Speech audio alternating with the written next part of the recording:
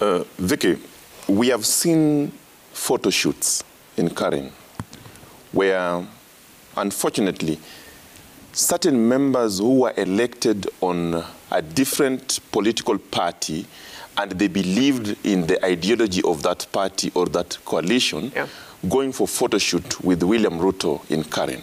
And today, they are actually saying they are manifesting the ideology of Kenya Kwanza or UDA. The Political Parties Act, Section 14, actually condemns that. No person shall be a member of more than 2 parties. And if you do that, then you shall be deemed to have resigned from your party.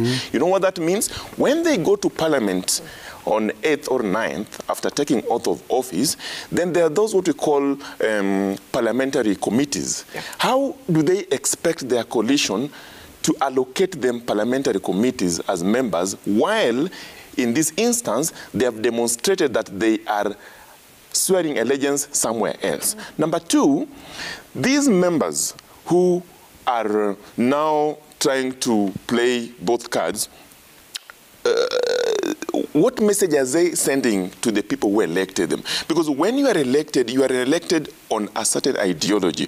For instance, I have seen members who are independent, and they were elected on independent ticket. They believe in certain ideologies. I have seen members who were once in Azimio, and they believed in the Azimio ideology, you know, economic revolution, social infrastructure, good governance, as we always said in Azimio. They are now moving to Kenya Kwanza that they never campaigned for, they never participated in their meetings, they don't know their ideology, but they are manifesting that ideology. It means, therefore, Vicky, that these are people who actually, by law and by deed of Section 14 of Political Parties Act, have moved. So if Mbui and their colleagues go to Parliament and they'll be restructuring committees, then they should not be counted therein. But there's something that is interesting that is likely to happen today, God willing, and we pray that we remain peaceful when that ruling happens. If that ruling favors the petitioners, then the same people will come back saying that, you know, we were misled, you know, they were trying to lure us. But in the middle of, in daylight, we saw them taking photos in a very corroborated photo shoot. So, Vicky, what is happening is very simple. This parliament, the 13th parliament, must stop being excited.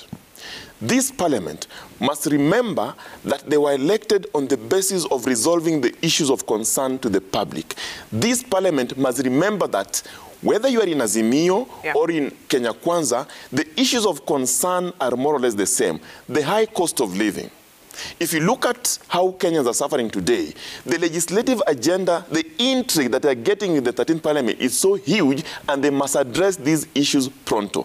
And therefore, there is no time to try and maneuver around a probable executive so that you can be helped. In fact, as a matter of fact, Vicky, the member of parliament, whether you are a senator or a National Assembly member, you don't really need the support as such of executive to help your people, because your role is legislation, representation, and oversight. And that's why, for a member of National Assembly, you represent nationally issues of national concern. So we do expect that these 13th parliament to behave, they avoid bad manners, and they ensure that the people who put them in place are having the services as promised by them or are committed by them.